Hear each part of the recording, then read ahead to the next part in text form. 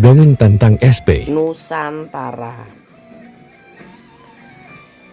Dalam wiracarita Mahabharata dikisahkan tentang antara Kurawa versus Pandawa, di mana Kurawa mewakili pihak mayoritas, sedangkan Pandawa adalah minoritas. Seperti halnya di Nusantara ini, kita ketahui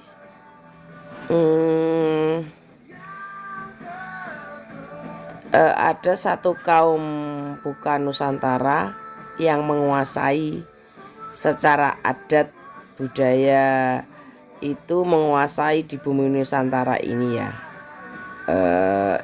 Istilahnya mereka itu adalah tamu di tanah Jawa. Sedangkan para Nusantara tergeser kedudukannya di rumah mereka sendiri. Di kisah sang kesatria Piningit atau Ratu Adil itu juga bercerita tentang kebangkitan kebenaran, di mana banyak yang mengaku-ngaku dalam menjadi siapa tokohnya atau pembenaran atau pemelencengan jangka seperti hal jangka Jayabaya di onok-onok nih. Jadi bukan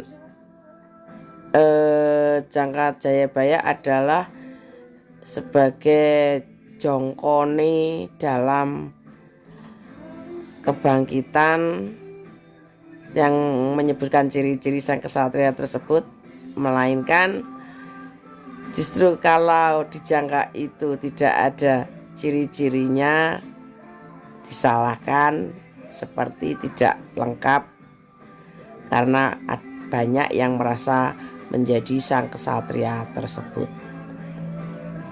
Dan itu diaku-aku kebanyakan oleh para kaum mayoritas dengan tidak tahu malu, tidak tahu diri. Sudah kita ketahui dari kaum mayoritas itu yang mengaku yang sah, yang merasa pemilik sebenarnya itu merasa Kurawa, yang kita ketahui adalah penjahat. Dan ciri-ciri yang disebutkan di jangka Jayabaya itu seperti seakan-akan tidak kebenarannya itu bagi orang-orang yang berambisi atau yang tidak tahu diri itu. Lah, mari kita berpikir, timbulnya dari jangka tersebut menciptakan istilah Satrio Piningit, Ratu Adil.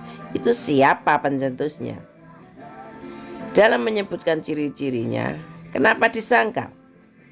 Kalau penjenengan merasa SP, ya ikuti aturannya di jangka tersebut. Kalau tidak sesuai, bukan Anda orangnya.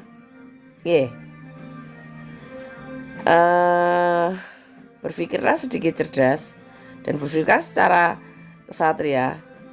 Akui kebenarannya, akui ketidak ada ciri di panjenengan bahwa bukan panjenengan. Itu sikap kesatria. Kalau belum apa-apa sudah merasa cirinya tidak ada pada diri panjenengan, berarti bukan panjenengan kesatrianya. Anda boleh bercerita tentang cerita yang lain, tapi bukan tentang sang SP tersebut. Begitu pandangan normal dari saya. Bukan merasa gimana, tapi hanya pakai nalar, nggih, pakai nalar. Logika panjenengan, pakai hati, perasaan Anda. Punya tidak, mampu tidak.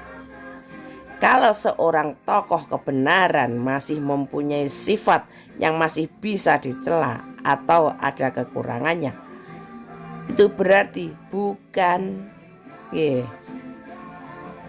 kalau yang diidam-idamkan, yang diimpi-impikan adalah ratu keadilan, berarti segalanya adalah adil, tidak ada ambisi. Berarti yang bisa melakukan itu adalah manusia suci. Jika ada sedikit saja kemerasaan, rasa iri, dan rasa naif yang menuju yang ambisi, yang masih ada ambisi sedikit saja, berarti bukan panjenengan.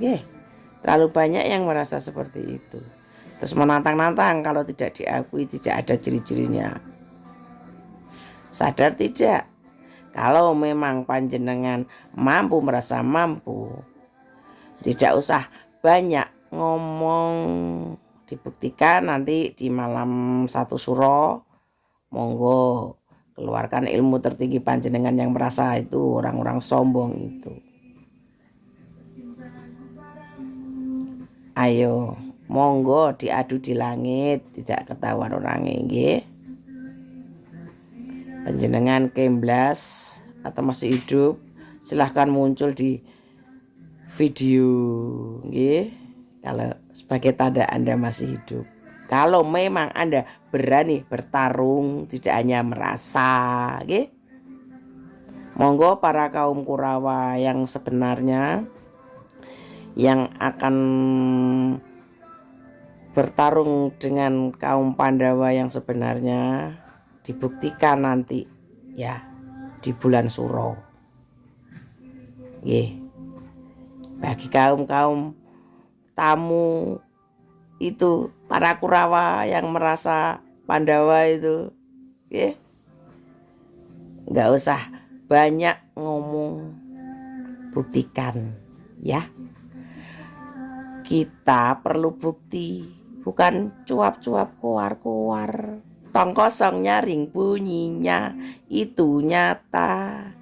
Salam rahayu, inaringan selamat.